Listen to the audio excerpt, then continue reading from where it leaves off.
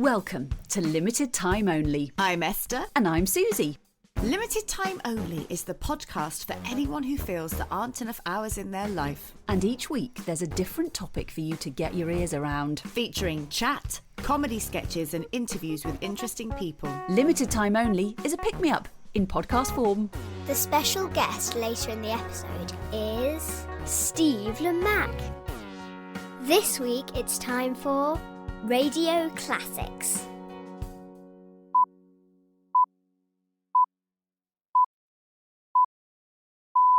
It's a bit different today on Limited Time Only. We're going to emulate a famous and long-running BBC Radio 4 programme. No, not the one I'm in. Although one day, hopefully. This one, the theme tune goes... You're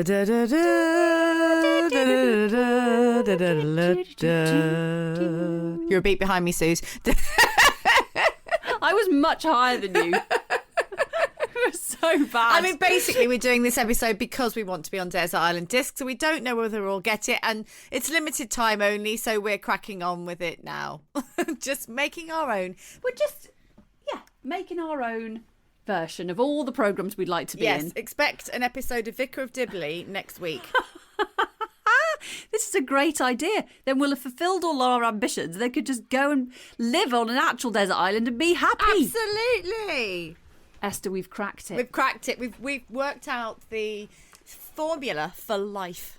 Right, so on today's episode of Almost Desert Island Discs, yes, Sandy Island Records, I'm joined by Dame Esther Stanford. Oh my God, are we doing me first? I'm really excited. World famous actress, writer, producer, director, guru, multi-billionaire, philanthropist, giver to the masses, gardener.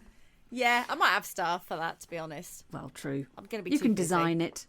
An all-round lovely person. Thank you, darling. She's here today to share with us a little tiny bit of her life story. Because we're aware we haven't got as long as on Desert Island Discs, and also, the obvious. Yeah.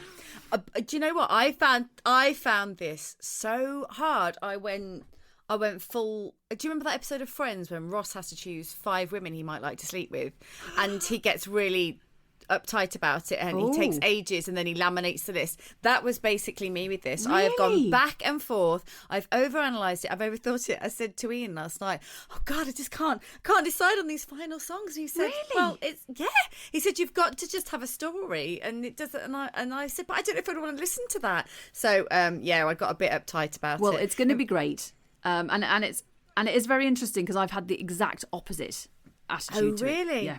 Oh, no, I think it tells me quite a lot about my personality. And both of my kids say to me, because when they used to watch a lot of Friends, that I am basically Ross and Monica combined with a touch of Chandler thrown in, which I think is actually a really good... I think that's a good combo.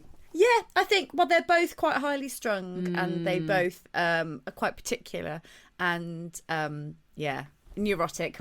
Yeah, and then, make jokes, and Chandler just drops the jokes in. But... yes, so I've got my songs, which I decided, well, first of all, my first song is Sympathy for the Devil by the Rolling Stones. And when I was 14, I went and did the Edinburgh Fringe Festival with ITV Workshop. I went with the oldest group, who were all around 18 years old, and we did The Two Gentlemen of Verona, but we updated it and it was modern, and I was the youngest by quite a way, and we went and we lived for 2 weeks in Edinburgh, and it was the most amazing experience of my life. And one of them, and I was really, you wouldn't do this nowadays, but we were given the pass to the nightclub for the performers, the Fringe Club. So we were given the pass for the Fringe Club, and because I was under 16, I had to leave at midnight, whereas everybody else could stay as late as they wanted. There were a couple of 16-year-olds there with me. And one night we were all on the dance floor, and I'd never heard it before, but this woo-woo came on, and everybody on the dance floor was just leaping in the air and singing along. I didn't know what it was, which is actually really weird because my dad used to be a civil servant, but he used to sell records on the side, and it's so music based. So I knew a lot of the Stones songs, but I'd never heard it.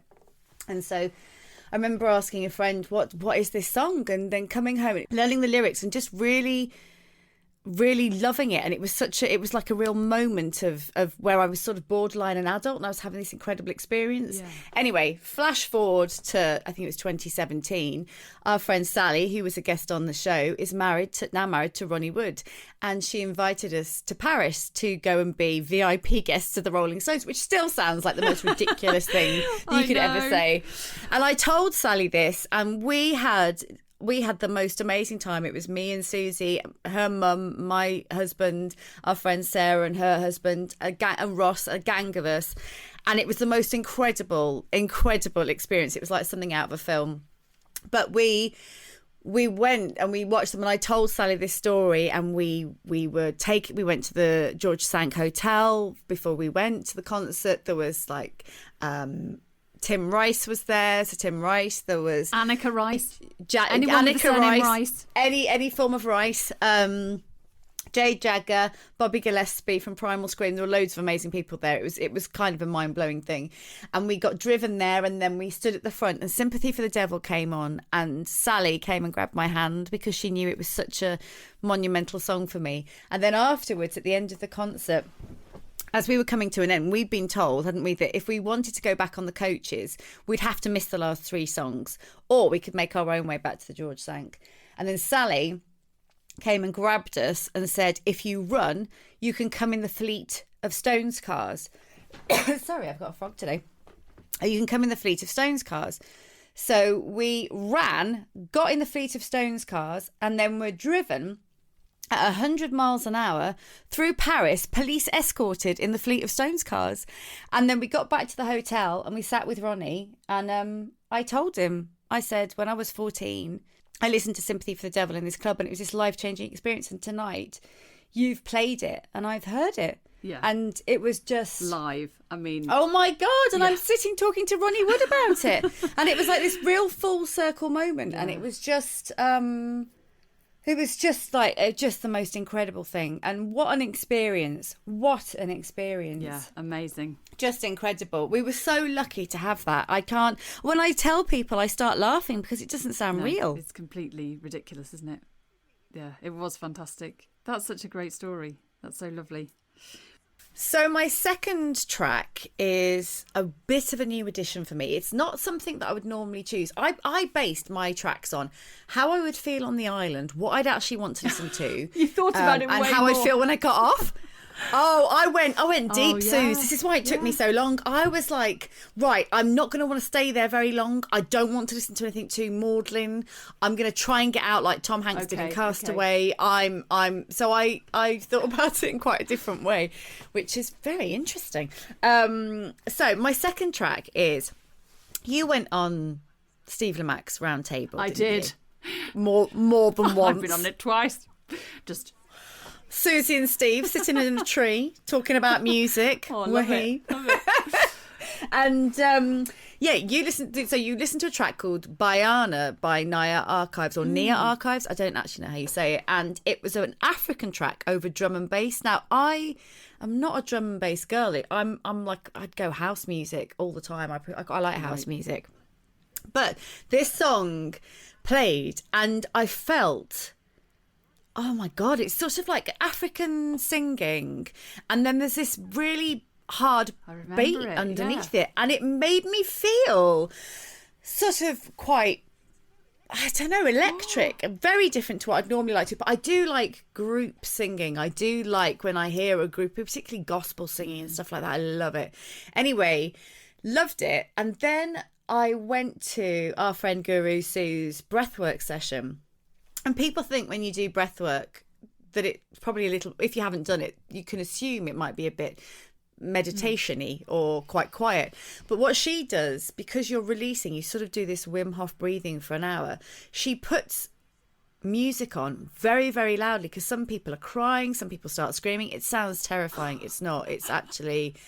I've never really done drugs. I smoked a bit of pot, but I never did anymore because I was always scared I'd be the bugger that died. So, but I imagine it's what it feels like to be high, because you're doing this breathing for about an hour, and you're experiencing these releases and your whole body is tingling, and I'm sort of seeing all these images and stuff, and it's so empowering. But I've done it twice with her, and I've always been a little bit scared before I start that it's going to bring something up for me that I don't want to remember, because when I had my car crash when I was 11, I don't remember any of what happened afterwards, but I know I was awake and it's been locked away. So I've always been scared of accessing stuff that I don't want to see. But what actually happens is very positive. Well, both times I've done this with Sue, this track kicks in, and it's absolutely electric, and it's like this chanting, oh yeah, like that is better than that, and then this beat underneath, and it's so loud, and the room's almost shaking, and you're doing this breathing, and just I have these, it sounds very woo-woo, but it's not. It's like these really positive visual experiences when I'm doing it. And Sue said to me, because I've been to 2 where that track's kicked in, and she said, every time that comes on, I look at you and your whole face and your whole body lights up and you start smiling. And like tears can be streaming down my face because you do a lot of emotional release. But oh my God, so I'm thinking this track, when I'm trying to get off the island, is my ego track. This will get me out. Brilliant. This will get me out. So I will have to share the music somewhere, maybe in a playlist or something. Yeah, that's a good idea. Another ego track that is going to get me off the island. See, I'm already planning my get out. You're enjoying yourself. I'm like, how do we get off? Are you allowed to? You're not going to get off. Well, I bloody am. I'm going to make a boat, and I'm going to have a ball called Wilson. And is Slave to the Rhythm by Grace Jones. I love that song so much. It hooks into my soul, it feels. And I remember creating a playlist because I can be a little apprehensive when I fly. It's not the flying, it's the fact I can't get off. That's my issue. And we flew to New York, and I actually really enjoyed the flight and watched all the films, and we could have stayed on another 4 hours because I wanted to watch a different film. And as we flew in, I'd got this playlist created, and Slave to the Rhythm was on, and we flew in, and you can see the skyline, and I just again felt so full of joy and passion and power. And so I think that for me is going to be a good song to motivate me to get off the island. So brilliant. And also I would dance to it, and I just love Grace Jones. She's such a badass. She is iconic. She's iconic. Really? She's such a badass. Yeah. And then I thought about because I know that I'm going to need a self-indulgent cry when I'm on the island at some point, just to express and let stuff out. I had so many songs to choose from. I had This Woman's Work by Kate Bush, instantly makes me cry, just so beautiful. Hoppy Poller by Sigur Rós, which was out the year I was pregnant with my daughter, which is just instrumental, and every time I hear it I start crying in the first 2 strings. I thought that's too emotional, it's going to make me think of my family too much, and I need my drive and determination. And Hurt by Johnny Cash, amazing. Oh gosh, that song. I love that song. If ever I have to film something where I cry, I listen to any of those and I'm instantly in the right space. But what I actually went for was Lilac Wine by Nina Simone. I just find it so beautiful, and it's such a performative song, so I can picture myself strutting around the island performing it, Lilac Wine, amusing myself.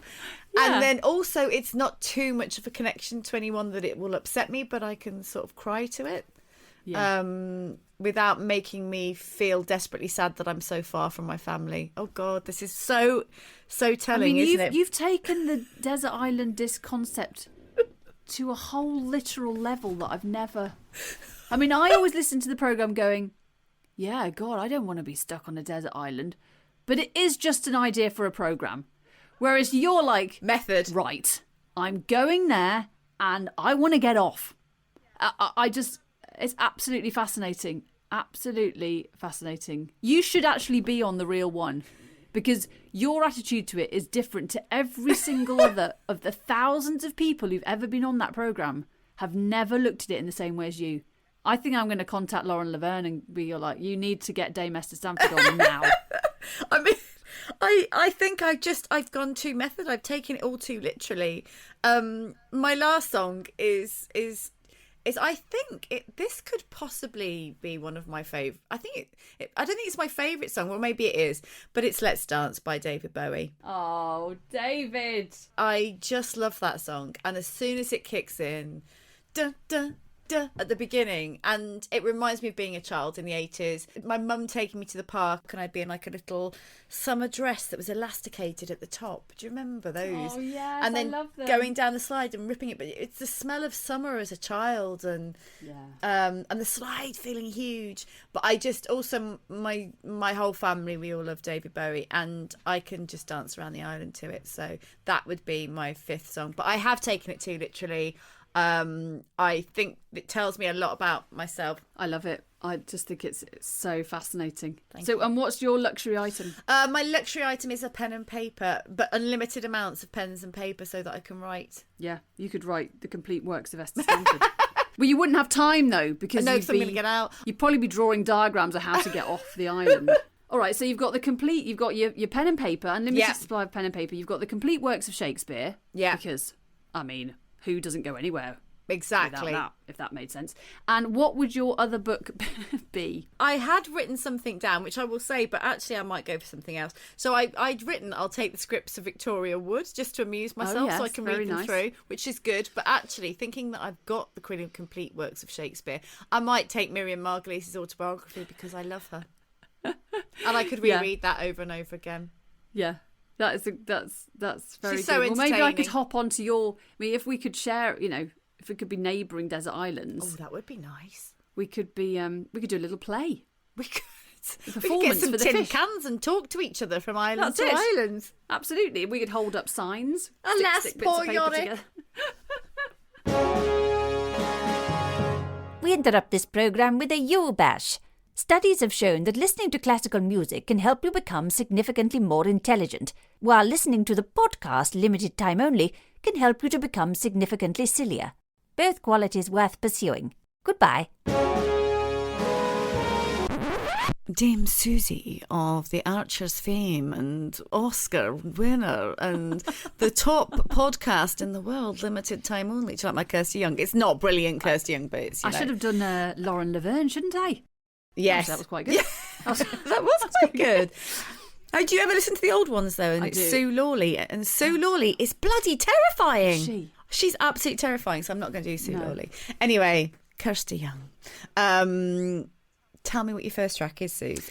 Well, so I was just listening to this before we came on air. Pretend it's live, and I made myself cry. Oh, So I've got 5 tracks. I had the kind of opposite attitude to you, Esther. And it was such a marked attitude because it's not like me. I'm normally kind of like poring over something and I'm not sure. Will they like that? Will they not like that? But I was like, do you know what? There is an endless amount of songs that I could pick for this. And also we've cut it down from 10 to 5. So we've just got it. I was like, I've got to be disciplined. And I almost went with the first songs that came to my mind. Or at least I went for the best of 3. Like I'd pick a part of my life or a story, and then I'd go, oh, it could be that one, or that. Right, go for that. brilliant, very instinctive. So, and in fact, actually, the first 2 choices I've got, it was the best of 3, and then the last 3 were I just did it because I was like, there's just too, there's so many.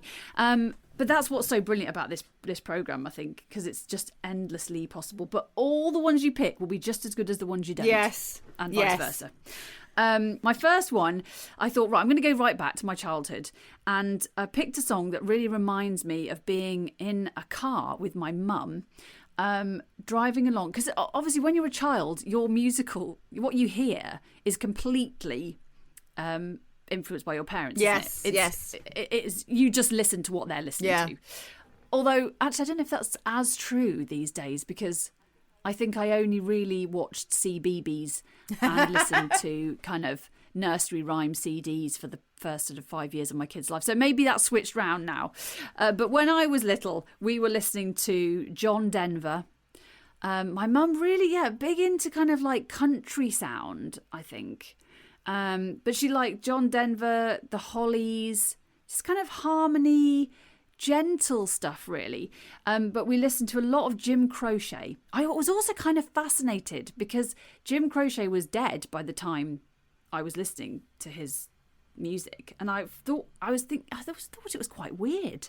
Who is Jim Croce? I've never heard of him. Jim Croce is an American kind of country singer, I suppose. He's got an absolutely beautiful voice. Yeah, he released 5 albums between 1966 and 73. He was born in 1943 and died in 1973.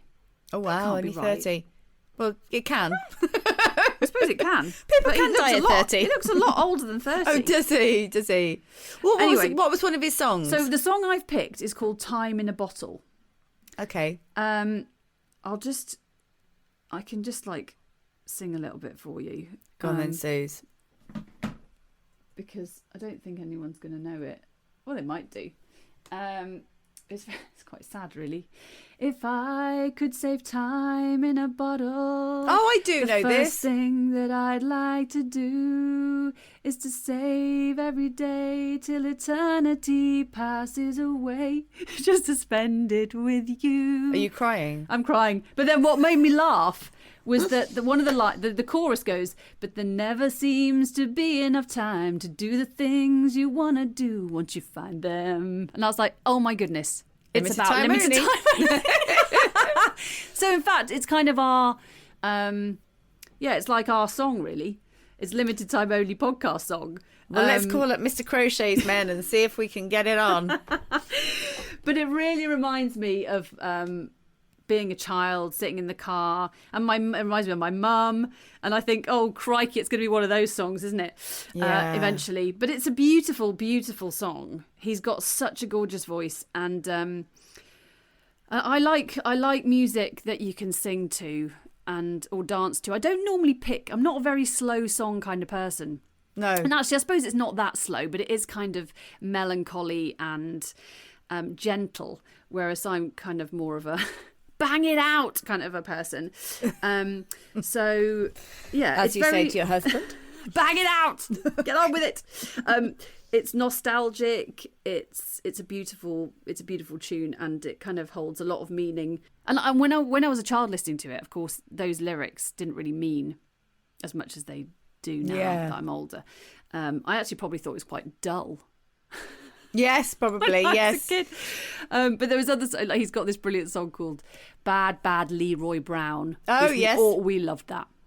Because that's just like a great story about this character, baddest man in the whole damn town, and we thought that was great. But yes, that's my first. Lovely choice. Disc. I shall dig that out. Okay, the second one refers to the sort of next period of my life when I was in the Central Junior Television workshop and discovering what it was that really made me tick as a person, which is, of course, performing and being in a company of people, I think, as well.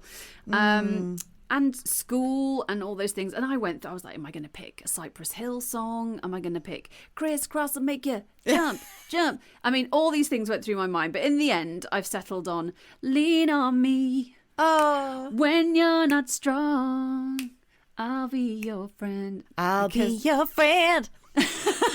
Nice. Get the harmonies in. Because it really sums up workshop for me. Because we always used to sing it. Yeah, we did. And we still sing it now. And it just, if I hear that song, I just instantly think of all my workshop friends, probably sitting on a coach singing it, going somewhere. Do you know what the one I think of from workshop days is Under the Bridge, and us all singing that on a coach and everybody getting off with each other. Like everybody snogging each other. I definitely wasn't getting off with people. Oh, I was. I was always snogging. Usually Graham. No. I was usually snogging Graham, to be honest. Oh, well, somebody had to. Lucky girl. I think a lot of people did. I know. Oh, hello, Graham. He was quite the boy. It's quite the boy. But yeah, and I thought actually that's just a lovely song in terms of friendship, and it means a lot in terms of not just workshop friends but also school and just having those and also that thread of having the friends that stay with you through the whole of your life. Yeah. So that's my second. I love it. Disc. My third disc. This is another kind of melancholy one, but also is quite hopeful.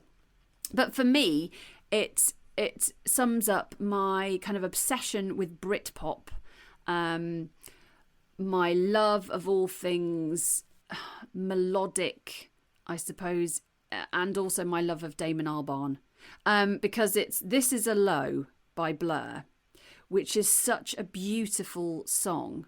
I'm going to sing it again. I'm going to sing it because otherwise. This is a low, but it won't hurt you. You know that one?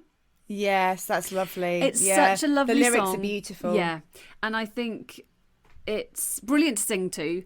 It hits that time period for me, which I just absolutely adored. That period of the 90s where, you know, you are becoming an adult and the discoveries that you're making about you as a person. And I loved Blur. It reminds me of university, which was a great time in my life. And yeah, the lyrics, this is a low, but it won't hurt you. And I've just heard Blur talking quite a lot recently because they had their kind of reunion concert. And I heard Graham Coxon and Damon Albarn talking about how we're all so keen to, when we feel low or sad or depressed, probably not in a clinical way, but we're all keen to kind of, right, how can we fix this? How can we fix this? But actually, those periods are essential for us to grow, and also artistically and creatively. You need those periods to be able to create, really. Absolutely. You need to, it's something that took me a long time to learn. It's best to sit with the feelings and let them go through you and do what they need to do and then move on. But I think it's hard when you're younger. I sometimes say it to my daughter, you know, if she's feeling anxious about something, this isn't going to hurt you. It feels like it's the end of the world, or it feels like it's going to hurt you, but it won't actually hurt you. It's just something that needs to, you need to let it wash over you. You need to sit with it. And don't keep distracting yourself from it. And that's lovely lyrics. It's not a song of Blur's that I know particularly well, but yeah, I shall revisit it. It kind of, it just really encapsulates that idea, doesn't it? So yeah, and I thought that's really interesting. Actually, they're in their 50s now, but in their 20s they were conscious of that, and I think that just kind of a reflection of what an intelligent band they are. Yes. I mean, I just love Blur, basically. How amazing Damon Albarn is, and he should be your husband. He should. I've touched his naked chest. I know you have. I mean, I'm very disappointed he didn't lick his nipple as he went over above your head. I'm not that tall. So anyway, that was my third track. The lyrics to This Is a Low reference BBC Radio 4's The Shipping Forecast, itself a radio classic. Probably should have mentioned that, Mum? My fourth, I don't know if this is a bit of cheating. Am I allowed an entire classical works? Because I am going to pick Mozart's Requiem. It's the absolute banger of classical music. Guys, if you haven't listened to Mozart's Requiem, get it. Download it now. It is mind-blowingly brilliant. I would sing this in a concert. If I was booked to sing this in a choir, not a soloist, in a concert every month, I would do it because it's so good. It's dramatic, it's exciting, it's scary. I love the scary voice. It's short. It's short. The violins go absolutely bonkers. I mean, if I had to pick one track from it, it would be Dies Irae, which is terrifying. And it's got drums and violins that go really, really fast. Dies Irae, Dies Irae, Soverseclum, if I will test it, David cum sibilla.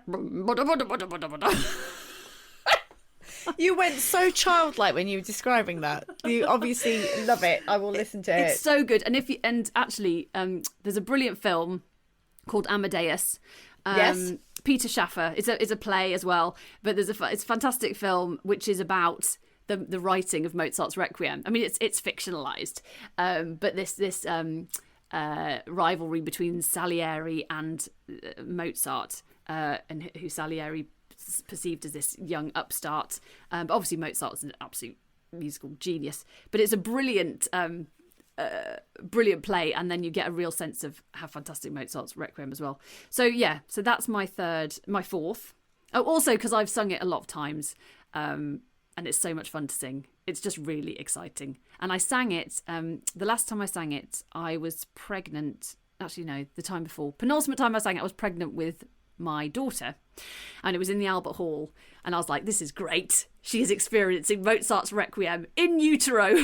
Wow, that's very cool. That's very cool. Yes, I'm a complete and utter geek, and that's just confirmed it for everybody listening. So, because what's joyful about this is that I've picked a real banger of a classical piece, and now I'm moving on to an absolute banger of a folk piece. So my fifth and final... Absolute banger. Absolute bangers. I'm such a gimp, but I love it so much. So my fifth and final piece is by Bellowhead, my favourite folk band, who are an 11-piece folk band comprising of wind, string, accordion, there's drums. It's so they're amazing live. They've won best live band at the BBC Two Folk Awards multiple times, and I saw them last year at the Albert Hall, and they're absolutely incredible. And I'm going to pick track number 3 from their reassembled live album, which is called Parson's Nose, and it's an instrumental piece, but it's just, you just want to dance, and my kids love it. It's their favourite track on the album as well, and you just want to dance, and that's what folk music is really. It's dance music. Yes, early dance music. yeah. And it's the same with classical. No other music would exist without this music. Yeah. And it's there to make us move. That's what's it for? What is music for? Multiple things, but ultimately we want to move to it. And when I listen to Bellowhead's music, I just want to dance. I want to move. And I love this one because it is. I love their pieces with singing as well, but the fact this is just instrumental, and it's a banger. So so that's my, and I just folk music. I think I sort of found my niche in a way with folk, and I'm learning the folk fiddle, Fiddler on the Roof, and I love the stories that are entwined within folk music, and also I think it kind of links to the Archers as well. I think the Archers has a folk link. It's set in the countryside, and there was folk music within the Archers early on, and the theme tune obviously as well. And Bellowhead have adapted the theme tune that's the music you hear. The omnibus on a Sunday is the Bellowhead version of the Barrack Green Archers theme tune. So there's lots of links there, and yes, I'm speaking very quickly now to try and finish it off, but there you are. That's my five pieces, because I could talk about it forever. My 5 pieces that I just picked very quickly because they just came bam into my head. So I've got a luxury item. Oh yes. What's your luxury item? Well, I didn't have to think too hard about this either. I was like, well, what, you're stuck on a desert island. You want something to do, don't you? So my luxury item's going to be my fiddle. Oh yes. Because then I can just get really good at it. Yeah. And it would be endlessly interesting. And then I could sing along to stuff. And then, I get my complete works of Shakespeare. Yes, of course. And what else? What book would you take? What book would I take? I'd probably want to take the Wolf Hall trilogy or something. Yeah, maybe that, because it's historical and interesting and good.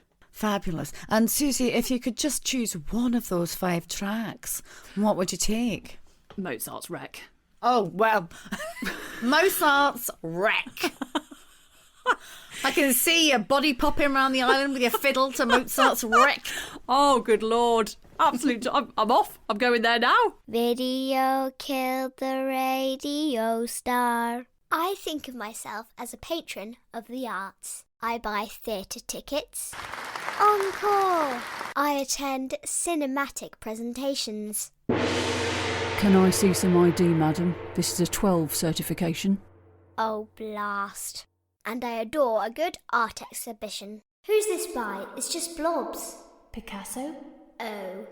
But it's only now that I can call myself a true patron, as I've become a patron of Limited Time Only podcast. My support enables Susie and Esther to make LTO the best it can be, and gets me bonus content and experiences I don't want to miss. I've just signed up for the patron-only LTO Live Online. To sign up, go to patreon.com and search for Limited Time Only podcast. There's a link in the show notes and in the LTO Instagram bio. I'll see you over there. I'm just off to the opera. Toodaloo!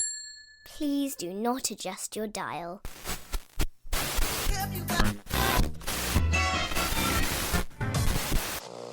To hello, Marconi House, London calling. To hello, Marconi House, London calling. Aimez-vous le hip-hop? Écoute ça! Of course, there is no solid evidence that Vikings wore undergarments at all. Time to reveal this week's number one. For the 16th week in a row, it's Bryan Adams's Everything I Do It For You. Oh, I do love you, Geoffrey. I love you most dreadfully. That's wonderful, Marion. Now, where's my dinner?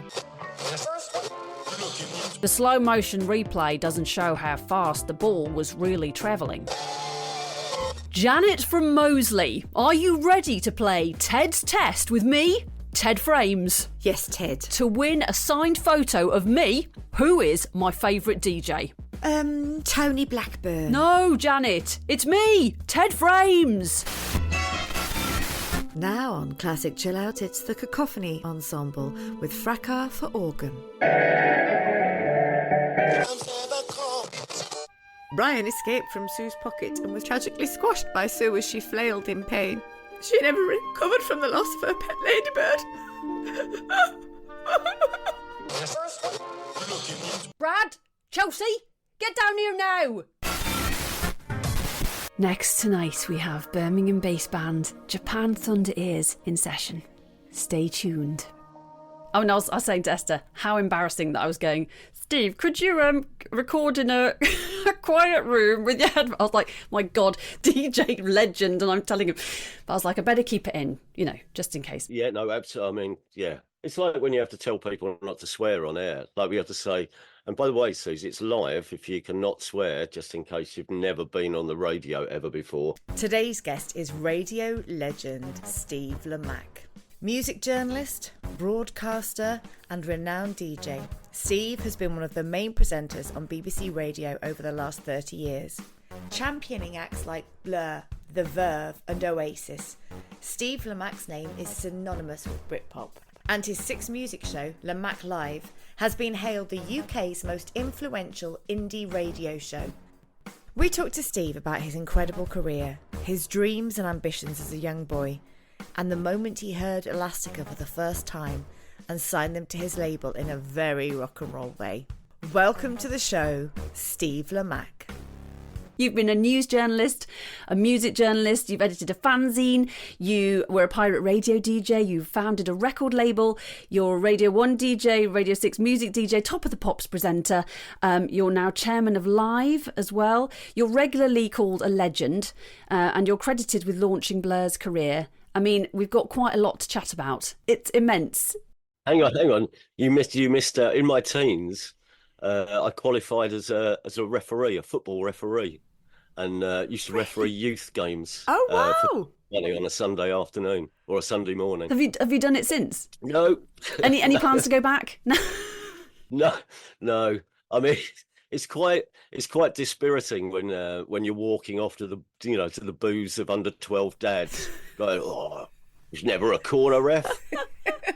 Under 12 dads are very competitive as well, aren't they? Oh, they are. Yeah, they really are. I mean, it was quite good fun. About 4 or 5 of us, all qualified at the same time. I did get to run the line. I was a linesman at a cup final at Sudbury Town's ground, which, I mean, at that point, it was our local equivalent of being at Wembley or something. You know what I mean?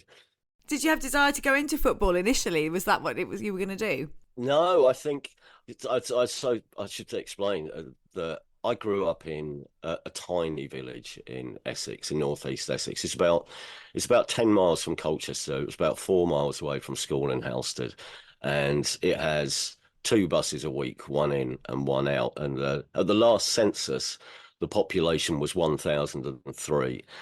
So there's not a lot of jobs, part-time jobs around. Eventually, I did the Sunday paper round, but actually. We worked out that there was a shortage of referees, and you could get paid a few bob, and keep fit and run around, and so that's why we did it, really, more than a driving ambition to get involved in football. It was a way of being able to claim some petrol money so that So you could the get following out. Saturday, yeah, you could go and buy some records. Actually get out and leave. So what was the first pull to music? Do you remember your first sort of record that you bought? Oh yeah, I mean it's strange. It's so end of 1973, 74, and I don't know why really. I mean, again, my parents aren't really into pop music. My dad is a massive fan of trad jazz, which was the music he grew up with, skiffle and trad jazz. So when I was, 8 or 9 years old, my dad probably had 100 records, of which 97 of them were trad jazz records, and 50 of those were by Chris Barber and these jazz and blues men. So I didn't really, and being an only child as well, I had no one really to tell me about pop music. So I sort of fell in love with pop music on my own. But my folks, for some reason, they started listening to, or we would have on while we are having tea on a Sunday. Um, we listened to the top 20 on Radio 1, which was presented by a guy called Tom Brown. And yeah, and the music at the time obviously was really good. I mean, I look back now, and in the week I bought my first single, I could have bought records by The Faces, I think possibly Roxy Music, definitely David Bowie, I think Mott the Hoople, and yet my entry into pop music was purchasing the number one single of the time at the start of 1974, which was Tiger Feet by Mud. Classic. Absolute classic. Great record. It is Still a good great record. Yeah, it Great is a great dance. record. Yeah. You decided to study journalism. Yeah, I mean, so this is how it went. Around about the age of 10, I mean, it sounds ludicrous now when I tell people, but around about the age of 10, and again, there's not much to do in the summer holidays. There's not many kids in the village or anything. And by this point, having discovered music, age 9, I used to listen to Radio 1 all the time during the summer holidays. I used to religiously listen to those old Radio 1 road shows and play, whatever it was called, bits and pieces and all that stuff. And I really fancied, and I decided this is what I'm going to do when I grow up. I'm going to be a DJ. But you get to a point. Well, firstly, pop music went a bit sour in around about late 75, 76. It wasn't very good, the pop music at the time, I didn't think, and I sort of drifted away from it a little bit. But you start thinking to yourself, well, these people are from another planet. These people, these glamorous, DJs with their rock and roll lifestyles. There is no way that someone in a tiny little village like myself is ever going to, ever going to be broadcasting on the BBC. But my obsession with music returned when I went to big school and started doing homework in my bedroom. And again, you have the radio on. And I started listening to the chart, and all these weird records were popping up by these bands like the Stranglers and the Tom Robinson Band. And the one that changed things for me, I think, was Do Anything You Want to Do by Eddie and the Hot Rods. And I think it was that point where I did think, I'm not going to grow up and work for the local council. I'm going to do something different. And I didn't really know what it was. But I was, music meant so much. I suppose it was such a big part of my life. I thought I really want to do something. So that's when I started a fanzine, because I thought, well, I'll start writing about music. So how old were you at that point? So lower sixth, Wow. I suppose. Yeah, 16, 17, I think, when I started it.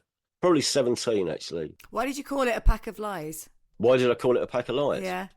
Well, I know, again, this is going to sound ridiculous, But the reason for calling it a pack of lights was that I could claim justification in court if anyone sued me. So just say, well, There's the That brains. is so There's clever. yeah, I was a journalist at a very young age. Did you used to pretend to be a DJ in your bed? I mean, I know I did. Yeah. Stand there, with my cassette recorder, pressing play and recording myself. Oh, I didn't record myself, but I did do the. Oh yeah, I used to do an alternative chart show every Sunday night at 7. So you'd have your tea, go upstairs, 7 o'clock. I'd be about 13, 14 at the time, and yeah, I had a record player and a cassette deck, and would flip from one to the other. Not as I wasn't as enthusiastic about this though as Bob from Franz Ferdinand came in when it was one of the very early Franz Ferdinand interviews, and he said he used to do this, but he used to do it with his sister, and but they'd involve other members of the family, so they'd be doing the radio show that was, I don't know, that was the Beatles, and now here's Mum with the travel. That's They used to get adorable. Mum in to do the travel. That's so cute. So how come you didn't feel a pull to be a musician? You felt a pull to be a DJ? Do you know what? I think it's various things I've worked out over the years. And one is, I think, a very early understanding that for a lot of, I don't think I had the creative drive or the temperament. I don't think I would have been able to deal with the crushing disappointment of nearly making it and then not making it. And on top of that, I've got absolutely no sense of rhythm. So I just couldn't put. I mean, and also we really didn't have much chart. These days, like my daughter's learning guitar now. But we never had proper music lessons at school. We'd have music, we'd do music, but I don't think there was even a guitar in the school, in the whole school when we went to big school. Maybe there were two. But yeah, I think having leafed through the pages of Record Mirror and Sounds and Smash Hits, I think I also felt like you don't look like a pop star or behave like a pop star or have the drive to be a person in a band. So, and I was more than happy just to write about it and be the person who was interested, because I think that was the thing. You'd read these interviews with bands. I was fascinated by some of these characters. So that was enough being on this side, really. You're kind of the support for musicians, because without you, a lot of it, wouldn't happen. It needs to have be a culture, be created into a culture, and without the music journalists and the interest and the getting it out there. Yeah, and I think that's what I used to buy magazines. Q. I used to get Q magazine all the time. I wish I'd kept them actually. I had stacks of them. Yeah. In terms of journalism now, is there still that interest in print journalism for music and all the little fanzines and things? When I was at university, used to be loads of books of gigs and interviews with people with fringe bands. Is that still there? It's not really, and I think it's a real shame. Because I think one of the things that the music papers did do, which I think we miss now. I mean, some of the musicians won't miss this, but actually being properly taken to task, being asked, very serious questions about why you're doing it and what is this about, what do you stand for, and being able to properly critique records. I mean, I was going through some old copies of the New Musical Express the other day, which during my tenure there between 87 and 92, and I came across some of my reviews, and they're absolutely scathing, some of them. I mean, some of the writing is quite brutal, really, and you don't find that. And I'm not saying, I miss people just slagging people off for the sake of it, because obviously that was never a good thing. But I think there is a point where you do want proper critics to be able to pull bands up, however however big or small they are, and just say this is a good record and this is a bad record, in my opinion. I think, I mean, what you're saying is quite right, Susie. But it's about contextualizing. It's about taking the muddle of all the music that's out there and trying to help people make sense of it by making sense of it yourself. And this is why we created so many scenes at the NME. I think partly was to say, well, these bands fit here, these bands fit here. If you like this, you'll probably like this. This sort of thing is going on now. So yeah, it's about trying to make sense of stuff. And for a while before there was music everywhere, you felt the responsibility of trying to really communicate what the artists that you liked were about and what they meant to you. And I don't think there's a lot of that writing around at the moment. And if it is, it's probably somewhere on the internet, being poured over by, 1,000 really avid music fans, but it's not there in the center as obviously used to be. And I mean, the next thing was, so I didn't go to university, but the thing about the fanzine was that I like writing. What am I going to do? What's a job that involves writing? Journalism. Well, I'll take a course in journalism. It was only at the end of that 1-year course in journalism that I suddenly realised I was only now qualified to become a journalist, and that's how I ended up on the West Essex Gazette and later the Harlow Gazette. Well, the West Essex Gazette, the Redbridge Guardian, and then the Harlow Gazette. I think that was my career path. Illustrious. And how did you then end up at the NME? What was the journey there? So I think my editor at the Harlow Gazette worked out I wasn't very good at doing hard news, moved me to the sports desk, and I ended up being sports editor at the Harlow Gazette, Oh, which wow. sounds like a big gig, but what it means is commissioning photographers to take lots of photos of swimming galas and going to report on Bishop Stortford and Harlow Town on Saturday afternoon. You couldn't use your refereeing skills then? Is that why you got the job? No, I mean, obviously it gave me an insight. Into how hard it was. It's sympathy for the man in black.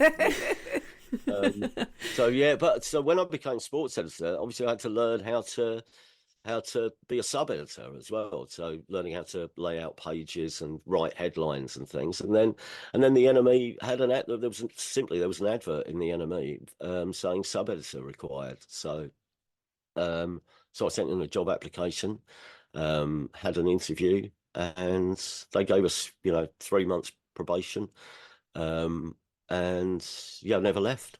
Wow. Yeah, fabulous. And how, because I was listening to obviously I heard I've listened to you for years obviously, but listening to the podcast that you did with Joe Wiley recently, The Rise and Fall of Britpop, and talking about how it was, and because of course with the internet everything's vastly changed, but how was it at that time? Was it that kind of a bit of a rock star lifestyle for you as well, or was it just on the fringes there?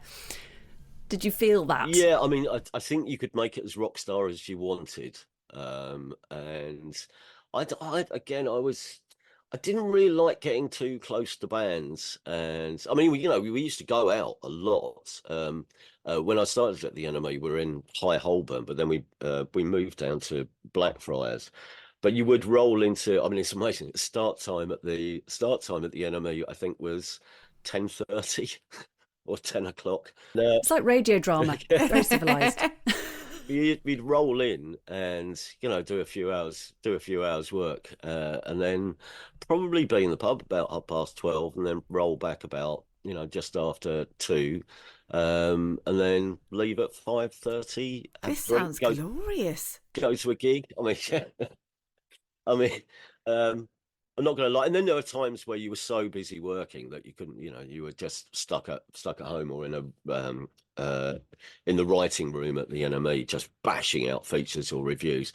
I think there was a lot of hard work involved, but yeah, I mean, the first time I sat in on a band's tour bus was just, look, I'm on I'm on a band's top. It was only, which is the Godfathers band called the Godfathers, who I really liked. It's like I'm being paid to sit on the Godfathers tour bus and talk to them. This is amazing. My third day. So bear in mind, obviously, I've come from the sticks, where mostly, I'd say I'd be writing football reports or interviewing the chairman of the local bowls club or something. And then 3 days into my life at the NME, I went to the Gents, and I was standing 3 urinals away from Marquis Smith from the Fall.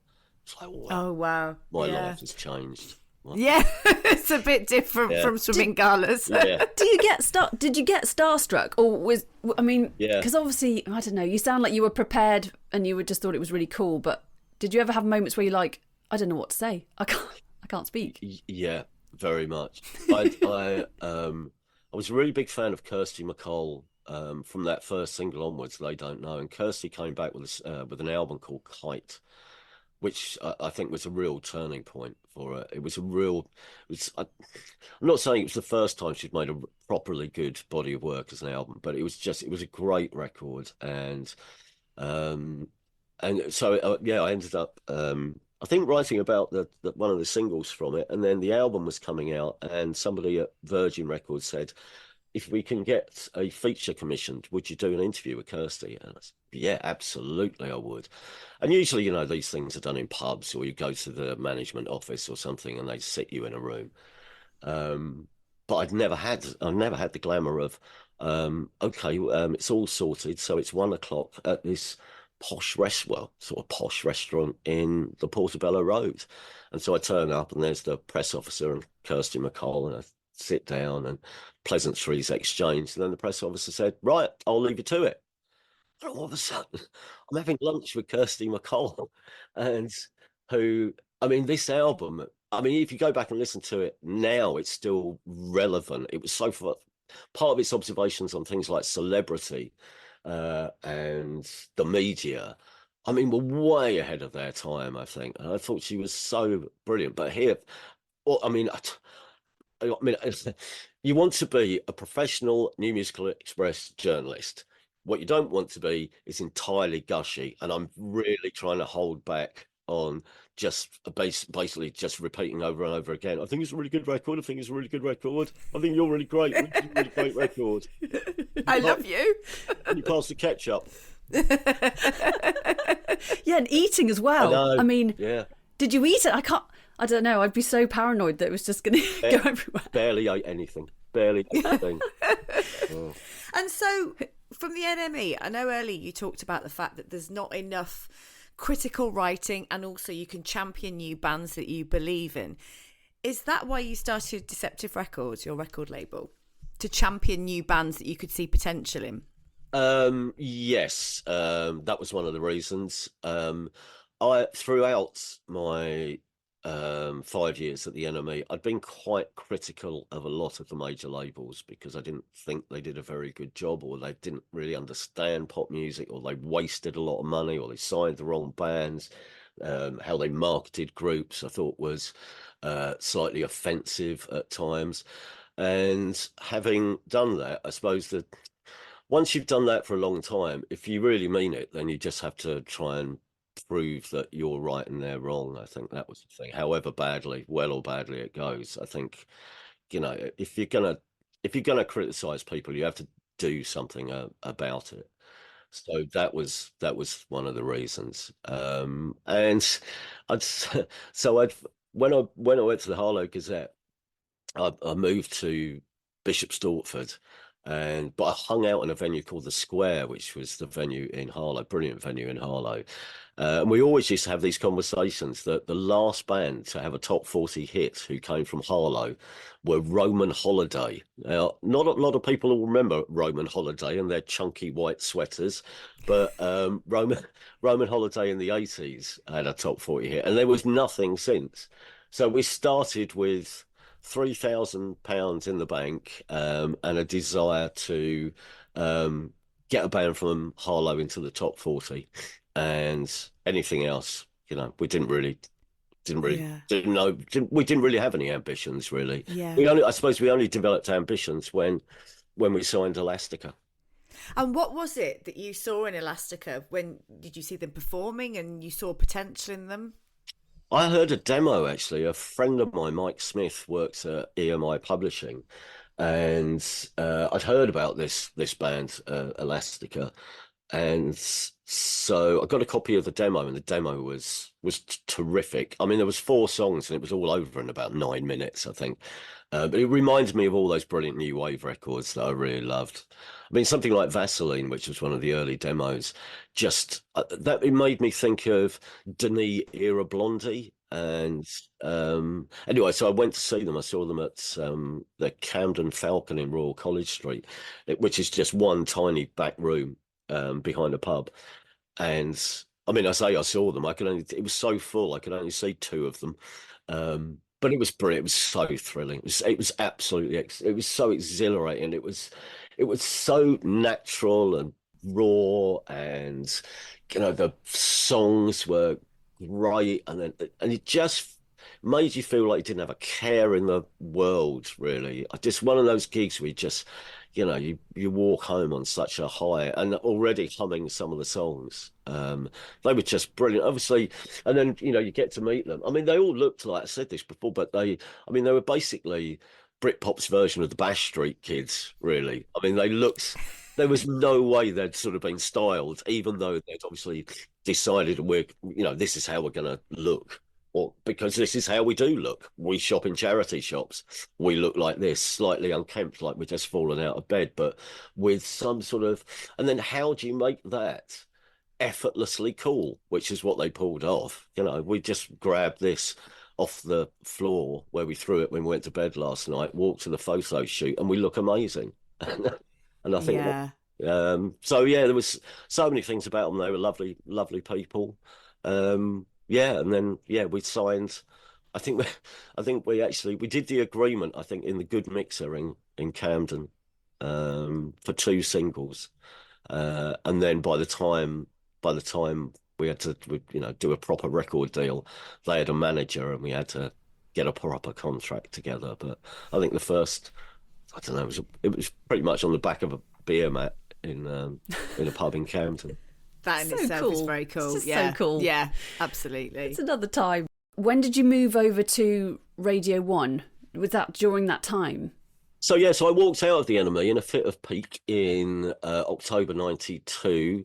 By this point, well, weirdly, I knew a couple of people at Radio 1, including the Radio 1 press officer, who said, by the way, they're starting a new show on Radio 1, and they're going to play all the music, I think, that you write about at the NME. You should get in touch with.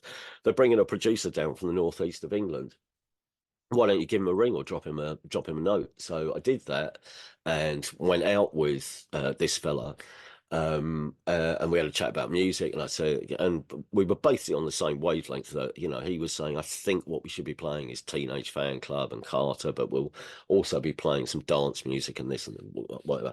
And very kindly, when they got up and running on the evening session with Mark Goodyear presenting, they invited us in to do reviews of the music press and roundups of little bands, once a month. And then so this would be start of '93, Mark was away for 4 weeks, so they tried out 4 new presenters, and I was one of them. Oh my God, I bet your 9-year-old's head exploded. Yeah. That 9-year-old Steve. Yeah. I mean, well, to be honest, when I went into, they have to obviously explain how the desk worked and everything, because prior to that, all I'd done, I mean, I'd done a couple of years with a pirate station called Q102, which had a mixing desk, with 8 maybe faders on it, and you walk into Radio 1 and it's got 30 faders or 32 faders. What do all these things do? Well, those 4 your carts. You what now? And these the record player, and this is that, and these are your mics, and this is your. But all the time they're explaining this to me. Simon Bates was doing the Golden Hour next door, and it's like, wow. I think me and Joe, I mean, we still talk about it now, but when we first started, we got our first proper contract at the end of '93. And I do think we had a certain amount of imposter syndrome. Obviously, Radio 1 changed quite a lot in that first year while we were there, and a lot of the old guard left. But when we first started, it was really strange, sharing the corridors with Bates and Bruno Brooks and people who were, Radio 1 calendar material. Yeah. So, well, I heard Jo saying that she'd had to. Was it the headphones? oh, Dave Lee she Travis's Dave Lee headphones Travis's heavily, that really smelt of perfume. heavily perfumed headphones. Were you and Jo kind of thrown together? Yeah. Yeah. Did you know each other We before? met once on the set of The Word. I think I'd gone to see Mega City 4 play on The Word, and we'd met once there. And yeah, when they put us together, they said again, you should demo it. So they put us in the studio, and I find it's really hard rehearsing live radio. Because there's no adrenaline for a start. So we sat there for about 20 minutes, and then we just vanished. We said, that's probably enough, isn't it? And off we went. So we'd had 20 minutes rehearsal before we went live to air for the first time. And we learned on the job, really. But I think we got a letter once, because obviously this is pre-email days. We got a letter once. I think it might have been one of our first ever pieces of fan mail, which said, "I love the show, particularly the bits where you get stuff wrong. Do you rehearse them?"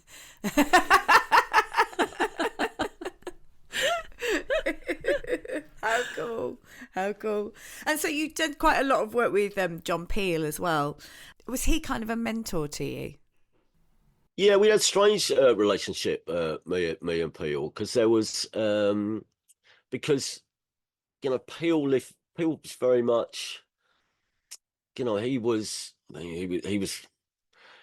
such a godfather sort of figure, I guess, to alternative music at that point. And we were all the young pretenders, really. But we did, but it was always really nice. We used to, occasionally swap records. This one's probably more for you, and this one's probably more, your sort of thing. And we did quite a lot of stuff together at Radio 1 live events. It was always a tradition that at least one night, if you were doing something like Sound City where you were away for 4 nights, at least one of those nights you had to persuade John to stay up in the bar, and then you would buy him a bottle of red wine and just get him to tell you stories, and just keep refilling his glass as the stories, just the stories poured out of him. And everyone would gather around, listen to John. I bet he was fascinating. Actually, we're going to do questions at the end, but it sort of feels like a pertinent time to ask this, which is a question from Howard, who says, how do you think the pirate radio of the 1960s and its top DJs who moved to mainstream media like John Peel, John Walker, Tony Blackburn, etc., influenced the development of music and radio today? Oh, immeasurably. I think. The echoes of those days. Just the attitude. It's strange. When I first started at Six Music, and Six Music was a completely new station, just made up of people who'd been plucked from various places, and no one wasn't like there was a load of people listening, and even within the BBC.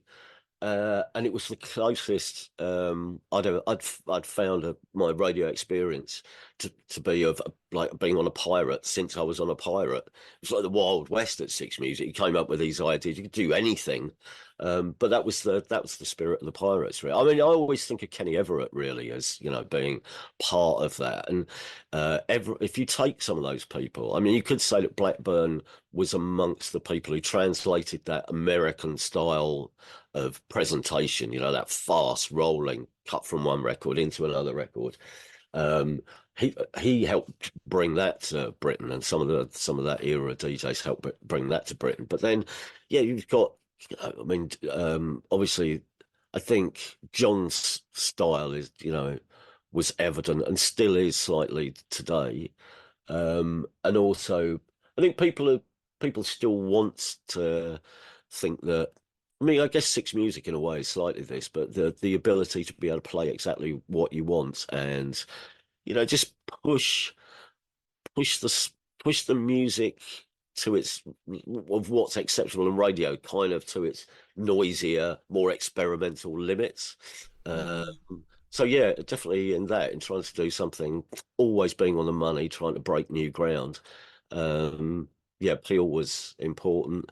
And yeah, even presenters like, I mean, Johnny Walker was a great DJ, I thought. He was one of my favourite DJs on Radio 1. Because he just seemed so at home in a studio, but also at the same time, you very much got the impression he was just slightly anti-establishment. And I really like that. And that's kind of what music is, isn't it? It's communicating, it's bringing everybody together, and it's slightly rebellious. So you want something like Six Music, and when it looked like Six Music was going to go a few years ago, I mean, my husband is a massive listener to Six Music, and I listen to it. We were really upset because it is this place where you can play everything and anything and hear completely different tracks, and that's so important. So important. Yeah, I mean it is. So, with good curation, again, it's about making sense of music, isn't it? If I get I don't know, in the run up just before I finished my stint on full time tea time, we're getting about 40 singles a day, and no one's got time to listen to 40 singles a day, which is why we try and do it. And then you find the best bits of that. I mean, Peel used to say, he used to say, right, when people used to say, how do you do a running order? How do you program a show? And he'd say, right, one record people will like, one record you think they might like, and one record which you don't care whether they like, but you like. And then start again. One record, and that was, and that's kind of how I've always, looked at radio, really. But so bring people in, make them feel at home, be as accessible as possible, get as many people around who are interested in music, and then give them something they probably know they like, and then something that they didn't know they like or would like, because no one really knows what they're looking for. I mean, you can say, well, if I like Franz Ferdinand, I might like this because it sounds a bit like Franz Ferdinand. But then again, that's fine, but it means you won't get to hear somebody who doesn't sound like Franz Ferdinand, who turns out to be, actually, I don't know, this is brilliant. I mean, I didn't know. One of my bands that I've recently championed over the past few years is a band called Idols. And Idols, if you'd asked me in 2016, what are you looking for, I wouldn't have said, well, 30 somethings from Bristol who've been around for ages and are ropey bands that looked like it was going nowhere, playing sort of old school punk rock influenced music. That's definitely the thing I'm looking for. Yeah. It wasn't, but it turned out it was. And actually, do you know, the number of times I've listened to Six Music and we've been driving along and I've gone, what is this song? Quick, I need to, Shazam it or whatever. And I listened to Susie on your show and Bayana by Naya Archives. That's not something I would normally listen to, but I listen to it a lot. I run to it now, but it's not a song I would have ever found or sought out. But I find it so sort of uplifting and energizing, and it makes me feel quite, I don't know, brilliant. But it's not a song I would ever have stumbled across if I hadn't have heard it on your show. And that's what's so great. Like you say, you're introducing things to people that they don't necessarily know they even want or like or know even is out there. Yeah. I mean, that's it. That's it in a nutshell, really. Yeah. Yeah. When you've been, because obviously you've spoken to thousands of musicians on air, live on air. I just wondered if you've got moments that stick out as being horribly awkward, like the worst possible moment ever, and the best possibly. Jay Mascis from Dinosaur Jr., he's not the most gregarious of people. He's not the most chatty of people. He's Jay Mascis. Jay Mascis, occasionally, depending on what sort of mood he's in, Beck can be brilliant or slightly ponderous. I mean, I love Damon Albarn to bits, but there are points where that gap between thoughts is almost long enough that the emergency tape will kick in because it thinks it's fallen off air. Lovely man. Do you feel your blood pressure rise? Oh Yeah. God, please say something, Damien. Yeah. Please So speak. what do you do in the, if someone is so kind of monosyllabic or just doesn't want to be there? I, What's your strategy? I always overwrite questions. So if I think I'm going to need if the time that you've been allotted is probably 10 questions worth, then I'll write 20 questions, then rattle through them, and then we'll get to the ends. Or I suppose I'll try and tell a story at some point which I think is relevant and personal, and occasionally that will, in some difficult interviewees, that will I don't know, melt the ice, and that will help. And if it doesn't, I mean, I remember poor Gary Crowley on BBC London interviewed a band. I won't say which band it is, but they were being particularly just very American and very sort of dismissive. And eventually Gary just stood up and went, I mean, if you're not interested in doing the interview, nor am I. And here's a record. Brilliant. And that's it. Well, it's fair play, isn't it, really? No, absolutely. I absolutely admire him for it. Because, we always try and show respect to anyone who comes on the show, because if they've given us their time, then at least you should do is listen to the record properly, prep the interview properly, know what you're talking about. So, but we always do a good job. I think. I would like to think so. And if someone then can't be bothered, I mean, obviously you don't know what's happening in their lives. And occasionally some artists will have an off day. This is more about the bands who professionally hate doing interviews or want to come across in a way which they think is cool, but is actually slightly surly and dull. Yeah. I listen on the podcast, the rise and fall of Britpop, and remembering the Oasis interview, which I remember hearing live and kind of like going, because it was built up for ages, and I was like so excited, and it was just an absolute listening to you on that is just absolutely fantastic. I mean, I don't know how you held it together. Nor do I really. I think it's just adrenaline and fear. Probably just kept us going, just determination to get to the end. If people don't know it, there was a lot of swearing in the interview, and it turns out, I didn't realise at the time, it turns out I think they'd had one or two refreshments in the afternoon at an awards ceremony, and then there was and Liam wanted to get off his chest how displeased he was at being criticised by members of the Rolling Stones, so he called them out for a fight on Primrose Hill, and then went on. I mean, I think the offer's still there. The language was extreme, I think. And what I remember of that night is I finished the show, and I was in a slight state of shock, really. So I went for a drink afterwards. I went to a pub around the corner called the Stag's Head, and Gary, who was the landlord at the time, who I knew, I walked in and he had a pint waiting for us, and he just went, "Oh, mate," that was it. Oh, mate. And he said they'd had it on in the pub, but he'd had to turn it off after 10 minutes because of all the swearing. It's too much. Mate, it's a classic. It is a classic. Well, as is what I'm going to mention next, I have to hijack now the interview to talk about the Archers, obviously, and your love of the Archers, which I think is the crossover that no one ever believed would be possible.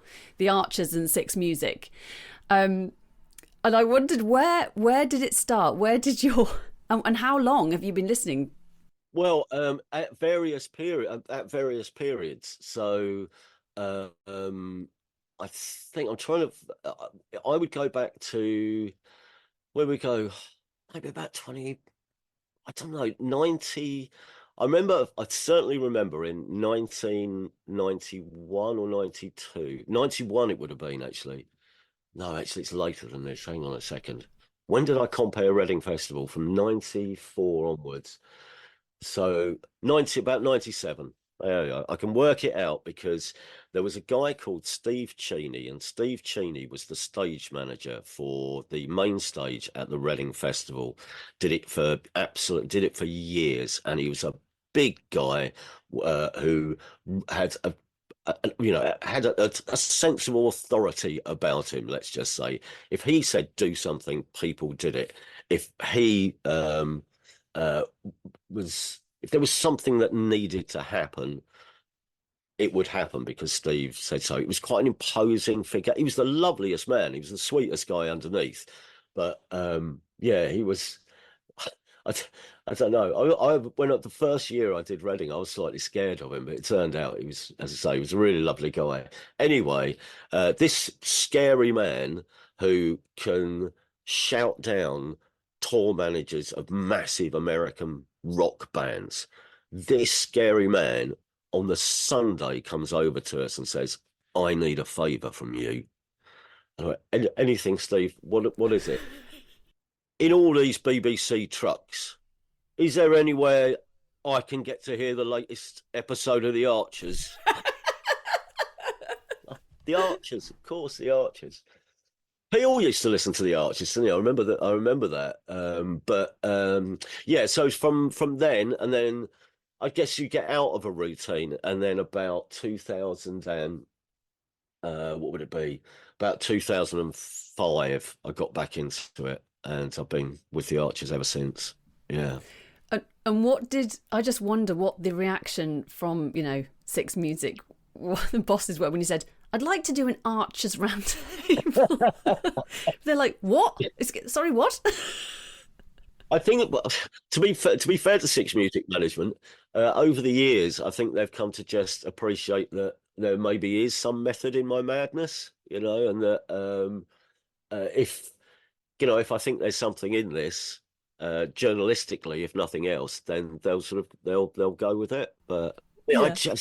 it's just great though, The Archers, isn't it? I mean, whether you listen to because I'm more an omnibus kind of person, really, whereas my wife is very much every day there is a point. It's perfect because there's 15 minutes of drama, which is exactly 13, whatever it is, 13 minutes, 50 seconds of drama, which is exactly the time you need for that last rush round before you go to work. Or, it's a brilliant period of time, isn't it? Really. And then the debates that you can have about it. That was partly how we got together, myself and Jen, my wife. Yeah, tell Was us. talking about we were all out. There was two groups of people, and Jen was with somebody I work with. And myself and my friend Neil were standing outside. Neil, who used to book all the bands at the Reading Festival, who's also an Archers fan. In fact, 3 of the members of our cribbage team are Archers fans. Good people. Yeah, all good people. But we were stood outside talking about the Archers, and Jen had come out, and she came over and said, obviously thinking, what are these two, at the time, 40-something blokes? They talking about I came over. Are you talking about the Archers? And I said, yeah, we are. And then she just started firing questions at us about what we thought about various characters and where the plot line was going at the time. And it's like, man alive, hello, can I buy you a drink? And I think we might be soulmates. Yeah, that's it. It's so brilliant. It's so brilliant. Well, we have asked people for some quick fire questions for you, and I've got quite a few from members of the Archers cast. Oh, really? Okay. So I'm going to start with just going back to what you were saying about the 9-year-old me and what I was thinking when I was sat having a meal with Kirsty MacColl. You do realise this is the same now. It's the members of the Archers cast. I mean, people say, do you get? I don't really get starstruck. I can handle being around musicians. I don't go to pieces if I bump into, I don't want to name drop, but Dave Grohl, or you see, I don't know, Noel Gallagher or something. But I go to absolute bits if I meet any member of the Colchester United first team. I'm completely speechless.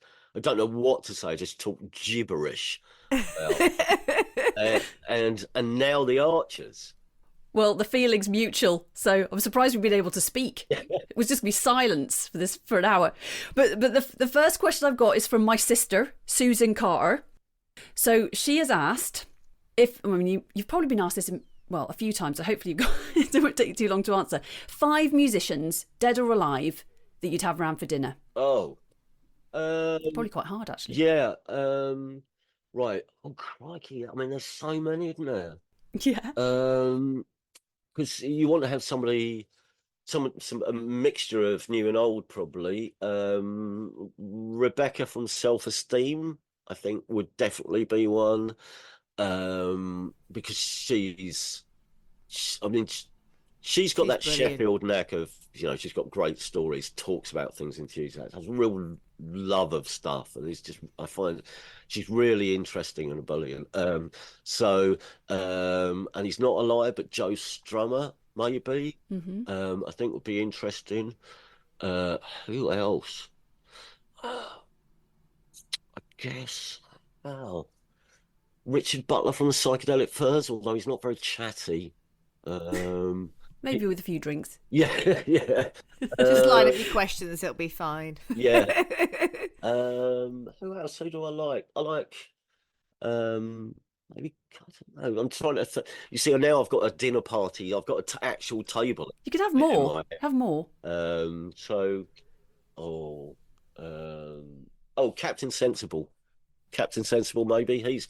He's always good. He's good He'd be value. good. Nadine Shah, Joe from Idols. Crikey, I mean, there's quite a lot. Sounds good. It's gonna be. I think that was 6. Yeah, was it? Okay. I don't know what. We'll get Kirsty McCall in there as well. Yeah, Kirsty McCall. Yeah. So this time I'd be able to actually hold a proper conversation. Yes. She Charlotte also asks, have you got a favourite David Bowie track? Sound and Vision, Golden Years. And Charlotte was heavily into punk rock. Really? Would you believe it? Susan Carter, punk rock fan. No way. That's I know, true. Can't believe it. It's true. Absolutely true. I don't think you've ever had her on the round table. I mean, I have to say, most of the cast are absolutely gutted they're never going to be able to do it. You have to do it on your Monday show. Yeah. Just a special. Yeah, we will. But she says, which band for you, or do you think epitomises the genre best of all? That's hard. Hard question. I mean, it is. I mean, well, let's take away the Pistols and the Clash and all those. Maybe X-Ray Specs. I think X-Ray Specs in a way, the way they did it, and they came and went in a almost blink of an eye. But I think they had a DIY spirit. They had obviously polystyrene with a fantastic alternative view. I think because I think everything about them, and the fact that they really couldn't play, that was part of the thing about punk. It doesn't matter whether you can play or not. I think the Adverts or X-Ray Specs, one of those. Again, Adverts couldn't really play. TV Smith, though, is still, to me, one of my favourite lyricists of that time. Still is now, actually. He's still playing. But, one of those. I'll put that to Charlotte and see what she came up with. I've got a question from Maddie Leslie, who plays Chelsea, my daughter. So it's basically a family show. Is there a song or a piece of music that's helped you get through a difficult time in life? Is there one particular track that you go back to? Dry Your Eyes by the Streets. I think I was quite down about something at that point. Don't know what. What? Tender by Blur, I suppose, maybe. I'm trying to think of times where, I mean, the weird thing is, where usually when I'm moping around, rather than listening to sad or inspirational stuff, I just listen to very angry records. So there's an album by a band called The Mice, which is called Scooter, and a sort of a prototype American pop punk record from the end of the 80s, which I listened to over and over again when I split up with my first that first relationship that lasted more than a year. When that came to an end, that whole Scooter album, I think, was just furious, and that's how I felt. Yeah. Just didn't know what to do with all my emotions, and it comes out in that record. Yeah. Yeah. And on the flip side, is there a song that you just brings you joy that you?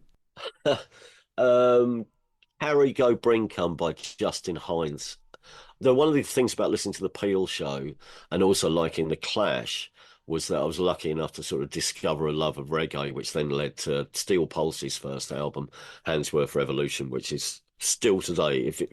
Even if you don't like reggae, have a listen to that record. It was I love absolutely, reggae. and it was so good at that. It was captured the moment so well.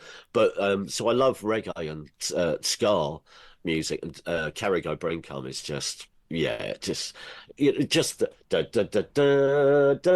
from the moment it starts, like you can't stand still, can't be glum when this is going on. So it's Brilliant.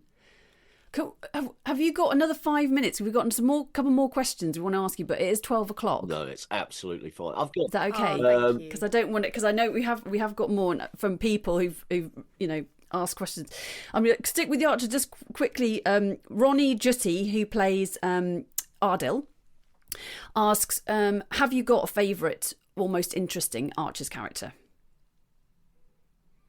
oh Tracy Horrobin, obviously, Steve. I mean, I don't know Well, why you've paused I mean- so long. this, this does sound weird, but Tracy, and particularly over the past year, has been one of the best and most interesting characters. And I guess because Tracy, you can channel a lot of different storylines from the real world through Tracy, and I think that's really interesting. And obviously Tracy is the character who and it's sort of inherited this, I suppose, from maybe the Grundys, and that things quite often don't go right, but you're always willing her to have a better time. Tracy is the person in the Archers who you'd like to win the lottery. I'm not suggesting that as a plot line, by the way, because that'd be terrible. But you know what She'd I have mean? to lose it immediately. Yeah, if she did. the local rapper or something. But it's I think Tracy. I mean, I don't know. I mean, there's something brilliantly reliable about Linda, and the fact that if you took Linda out, so much it's like Archer's Jenga. If you took Linda out, and I know obviously the Archers themselves, you had to hang things around David and Ruth, and similarly, if you took them out. But they could go away on holiday if you wanted for a bit. Whereas Linda, I don't know, Linda does so many jobs, and there is nothing better than when Linda obviously comes across quite viciously for 90% of the time, and then there'll be that scene where Linda puts a metaphorical arm around someone, and there are some really touching moments, some real pathos brought to the program through Linda, I think. So La Snell, I think you did call her that. Yeah, La Snell. And everyone was delighted. She's wonderful, and and there are so many. There's just really strong characters, aren't they? They're kind of and I love that idea of it being a Jenga, and you're so right. Yeah. And then when it's and it does sometimes go because people things move on, and that's what's amazing about it as well. This kind of historical that it's just been going and going and going, and these characters kind of grew up with it. Yeah. We won't get into that. It'll be here all blooming day. And one more from me, from Nick Barber, who you've had on the round table a couple of times, who plays Rex. And I think I might know the answer to this now from early on in the interview. What awful experience in your past made you take against jazz music so much? It were one of the Chris Barber gigs that I was dragged along to, probably. Thought it might have been there. Yeah, when I was young. I mean, I always say my first gig was a punk band called The Lurkers, and the first one of my choosing was The Lurkers. But there were several jazz gigs that I would have gone to, which I didn't really understand. But I mean, I'm still I'm not sold on Chris Barber, but I do like things. I've quite taken to Bix Beiderbecke, and a couple of other jazz records which I've got over the last couple of years. So, I mean, It's not all is bad. this the first sign that one day I'm going to wake up wearing sandals and loving Jazz FM, homage? here we come. That's going to be that's going to be something of a shocker for the audience of the new show, isn't it? Yes. He seems to be opening the show with Thelonious Monk. Hang on a second. Is that Acker Bilk? Oh my goodness, Esther, have you Yes, got some I've got a few. Some not of them have Archers been related? answered, so I won't ask all of them because we've kind of answered them through the show. But favourite music venue from Ian? Oh, at the moment, well, all the great ones down the years, Fulham Greyhound, Harlow Square, places like that. At the moment, in London, I like the Lexington. I Obviously there's still the Adelphi in Hull, which I've great fondness for, having been there on and off for about 30 something years. The Brudenell in Leeds, the Brudenell Social Club in Leeds, I'd recommend if you're ever in Leeds, just pop in. It's a really friendly place. They've got two venues. It's two venues within one. That's great. There's loads of there's many others. I love Clubby Fell Back in Cardiff. Oh, the Joiners in Southampton. That's a good one. Yeah, I could go on for ages. Yeah, brilliant. What was your favourite? What was your first concert or gig? Luna asks that. Yeah, so it was the Lurkers. The Lurkers were a West London punk band who released an album called Full and Fallout in the summer of '78. And then they had a single out called Ain't Got a Clue, which became my favourite record. And after Mud, they were probably the band that I obsessed about, probably more than any others. And then it turned out in September of 1978, they were going to play the Chancellor Hall in Chelmsford. I was 13 at the time.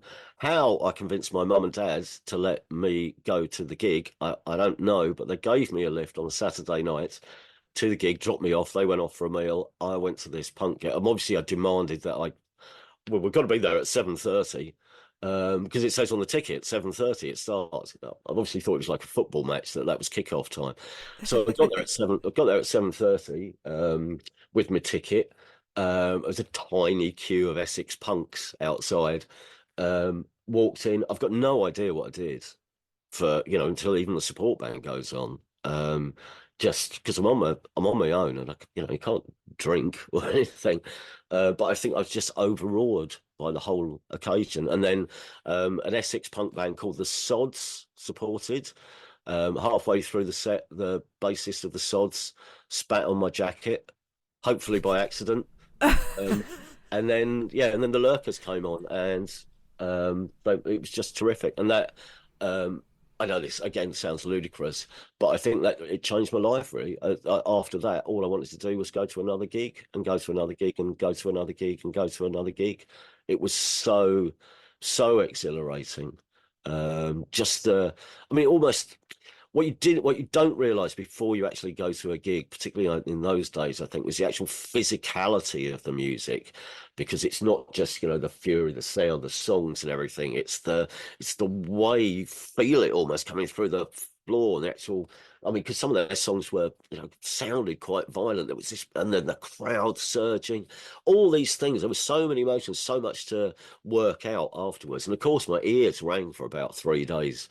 I thought I'd permanently damaged them already, but I couldn't tell my mum and dad for fear that they wouldn't let me go to any other gigs after that.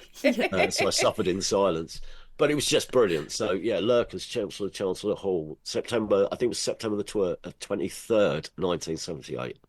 Oh my God, so visceral as well, and That's it. So That's lovely to visceral, and to watch you talk about it is so lovely, because that passion, it's just bursting out of you. That it's just who you are, isn't it? It's just music. The last question, your first Glastonbury, what it was like, or what was your best Glastonbury, and that's from Billy.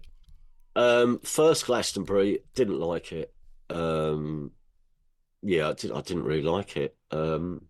We were supposed to do some telly for Channel 4. I've never really got on with doing telly. It's a lot of hanging around and being told what to do and then do it again. Yeah, and I couldn't get to grips with Glastonbury. I just didn't. I'd been to Reading Festival lots of times. Glastonbury was just. I felt. I guess because it was just, as they say, out of your comfort zone. But I didn't really like it, to be honest. The first time I went, and there have been odd times in the first few years. I never really. Not saying I didn't enjoy it. I'm not saying it was bad. It's just I didn't get a lot out of it, really. And then I discovered, if you walked through the hedge behind the other stage, then there's a whole other world out of Glastonbury, and it all started making sense. And then you really understand why people were so, love it so passionately and everything. I think it was just that the first year was dry and it was all right. It was just big, but the next 2 years were really wet, and it was quite a struggle as well. I think trying to make radio shows and yomping around the site in your wellies. Losing your welly. Yeah, I've done that. You take your foot out and the welly's still that's there. right. Yeah, I've Yeah. done that. Yeah. I fell over I remember walking through to a bit of backstage and looking down and seeing, like, it was like the bottom of, it was just a tree stump, and I thought someone's going to fall over that this weekend. And sure enough, that someone was me the following day. And I fell face first into the mud, got up and had a sort of raincoaty type of thing on, but just absolutely covered in mud. And then stupidly thought, well, I've got to try and wipe some of this mud off. So I reached down, got some straw, and tried to rub the mud off get the mud off with the straw, and the straw just stuck to the coat. So wattle and daubing yourself. Yeah, and honestly, by the time I got to the aghast looks, as I finally got back to the BBC compound, I basically looked like Wurzel Gummidge, straw coming out of the room. Yeah, Quite appropriate for Glastonbury. And Steve, are you looking forward to getting back to Six Music in January? Because I know we are. Yeah, no, I am. Yeah, we've sort of worked out a bit of what we're going to do. We haven't quite got everything there yet, but we'll have within the next week or so. But basically, yeah, because I'm being allowed. They very kindly said you can basically play. You can choose all the records, and they've given us 2 sessions a month as well, 2 live sessions a month, so we can sort of dig into, some of the big artists coming back next year, and carry on doing what we always do, which is sort of shouting about groups who we think are interesting and that we think people might like. So yeah, no, it's good, and it's been nice. It's been nice having a reset, because doing it for a long time, I did find near the end, because of the amount of music we're being sent, it was becoming a job, just a job, sitting down and listen to this stuff, and it becomes quite relentless. So having a break has been really good on a lot of levels, I think, really. Great. Oh, that's fantastic. Well, we've kept you longer than we were meant to, and thank you so much. Absolutely fascinating. And I've written down, and I know Esther has, and all the listeners will have loads of bands now to listen to. But thank you so much for giving us your time. It's brilliant to talk to you. Yes, thank you. Thank you for being so generous with your time. We really appreciate it. Oh, no, it's been fascinating. It's been lovely. It's been really, really, really lovely. So thank you. Thank you very much for having me on. You have been listening to Limited Time Only. Thank you so much to Steve Lamacq for being our legendary radio guest. It is so good to hear you back on Six Music, Steve. Yay! And we hope you enjoyed our Desert Island Disc choices. We would love to know what yours are. Send us your top 5 on social media. We're on all the platforms that people over 40 know about. And thank you to all our patrons for your continued support. Yes, we have got some lovely things over on Patreon, including the next LTO Live Online, which will be very, very soon. So if you want to sign up for that and get involved, then hop over to patreon.com and sign up. We would love to have you with us on Patreon. It's a lot of fun. And thank you to all of you for listening and your continued support as well. It really means the world to us. We will see you in 2 weeks' time for the next episode of Limited Time Only, a pick-me-up in podcast form. Right, I'm off to listen to the Archers Omnibus. Brilliant. Ta-ra a bit. Ta-ra. The shipping car. The shipping. The shipping fork. The The shipping fork.